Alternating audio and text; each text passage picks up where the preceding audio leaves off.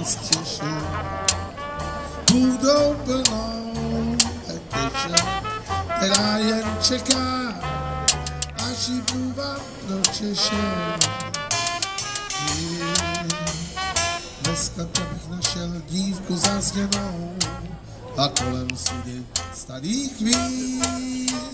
Zahrál bych na harfu opuštěnou, v erbu měl bych malý stín, tak si říkám potajmu, že až si ten dům byl najmu, že oběsím se samým štěstím, nevím se, je známou.